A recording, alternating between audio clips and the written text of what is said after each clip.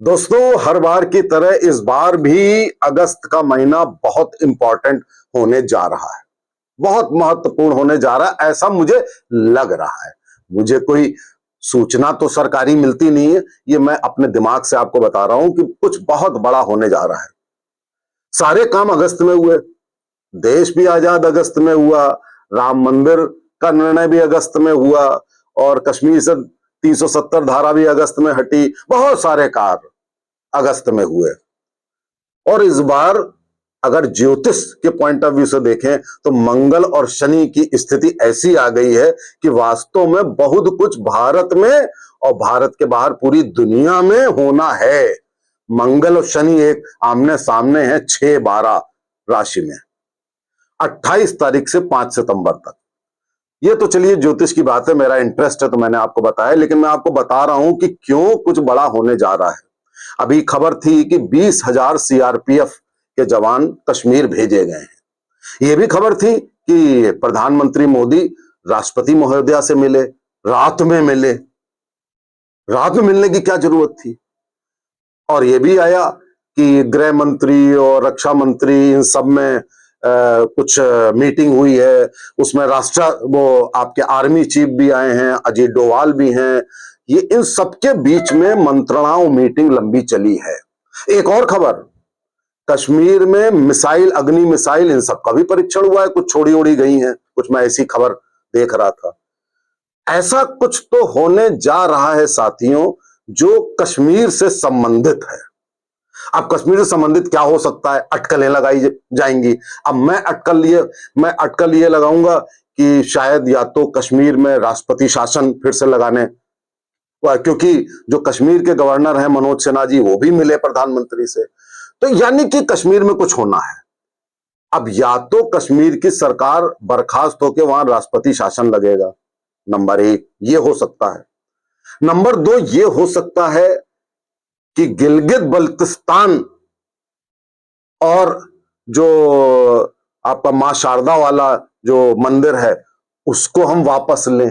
पूरा पीओके लेना इतना आसान नहीं है, लेकिन मां शारदा और गिलगित बल्तिस्तान, ये जो हमारे छूटे हुए हैं, जो वहां पे खंडहर बने हुए हैं, हम अगर उनको ले लेते हैं तो गिलगित बल्तिस्तान साथियों इस दुनिया का सबसे ज्यादा सुंदर इलाका है, सबसे सुंदर।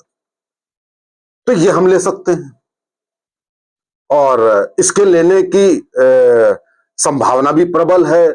चीन में भी हमारे सब गए, हमारे एक्सटर्नल अफेयर्स मिनिस्टर भी गए, अजीत डोभाल साहब भी गए, और चीन सब ने ये कहा कि भाई हमारे पाकिस्तान के बीच में आप मत आइए, कोई जरूरत नहीं है, क्योंकि पाकिस्तान का चरित्र आपने देख लिया कि उसने आपसे मिसाइल ली, आपसे एयर डिफेंस सिस्टम लिया और बात कर ली ट्रंप से, एयर बेसेस दे दिए आपके बगल में। तो मुनीर का आपने कैरेक्टर देख लिया, मुनीर का ही नहीं पूरे पाकिस्तान का चरित्र यही है। और चीन जो है अपने अंदर तो इन जितना भी मुस्लिम हैं इनको दाढ़ी तक नहीं रखने देता, नमाज तक नहीं पढ़ने देता, मस्जिद के ऊपर वो नहीं बनाने देता, गुंबद नहीं बनाने देता, जाने क्या क्या करता है जिंगजियांग प्रोविंस में जहां मुस्लिम बहुत ज्यादा है। तो चीन जानता है संभवतः कि ये मुस्लिम इस तरीके के जीव हैं।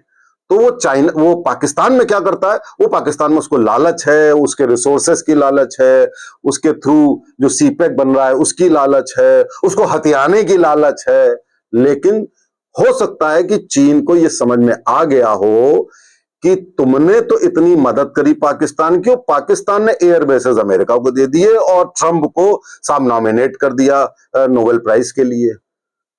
तो चीन को सबसे पहले ये सोचना होगा, ये बात बताई जा रही होगी साथियों, मैं केवल अंदाजा लगा सकता हूं एक बुद्धिजीवी होने के नाते, कि ये चीन को कन्विंस किया गया होगा कि आप हमसे ट्रेड करिए, आप हमारा विरोध मत करिए, आप हमारे और पाकिस्तान के बीच में कृपया मत आइए। रूस, चीन और इंडिया यानी रिक, हम 3 मिलकर के इस क्षेत्र को मजबूत बनाएं, अमेरिका का हम विरोध करें, अमेरिका की दादागिरी खत्म करें, अमेरिका को इस क्षेत्र में आने से रोकें। ये सारी चीजें हमने हो सकता है चीन को समझाई हो सकता है चीन को समझ में आई भी हो। और ये भी कहा गया होगा कि हमारा आपका कोई ऐसा डिस्प्यूट नहीं है, डायरेक्ट डिस्प्यूट। छोटे मोटे बॉर्डर डिस्प्यूट तो किसी भी दो देशों में होते हैं, आपका रूस से भी है, आपका जापान से भी है, आपका सबसे है।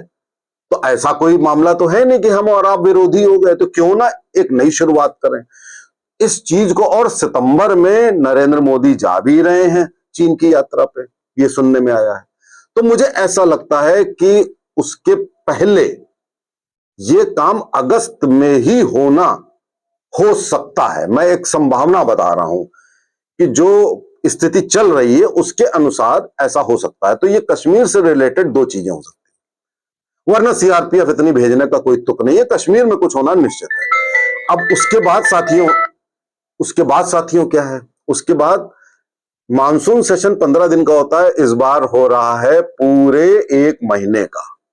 और इस 1 महीने में साथियों बहुत सारे बिल आने, और मेरा अंदाजा है कि एनआरसी और यूसीसी 100% आना चाहिए। एनआरसी तो जरूर आना चाहिए, क्योंकि जनगणना चल रही है, जनगणना का डेटा आएगा।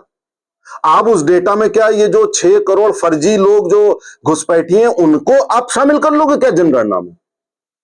तो जनगणना होने के पहले साथियों एनआरसी आना बहुत आवश्यक है, क्योंकि जनगणना तभी रेलिवेंट होगी जब हम इन घुसपैठियों को अलग करेंगे। उनको शामिल अगर एक बार कर लिया जनगणना में आपने, तो वो तो वोटर हो जाएंगे इस देश के। और वो किसको वोट देंगे आपको मालूम है? देश विरोधी पार्टियों को देंगे, आपको राष्ट्रवादी पार्टियों को तो देंगे नहीं वो। और उसके बाद क्या होगा, ये 6 करोड़ 12 करोड़ हो जाएंगे एकदम।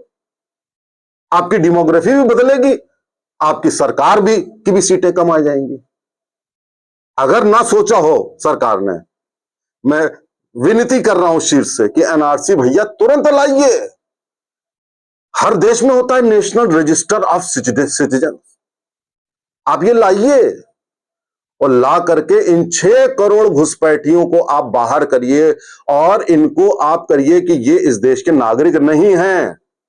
एक कार्ड दीजिए सबको, तो ये एनआरसी आ सकता है। यूसीसी यूनिफॉर्म सिविल कोड वो आ सकता है। इसके अलावा बहुत सारे बिल साथियों पेंडिंग हैं, वो भी आ सकते हैं।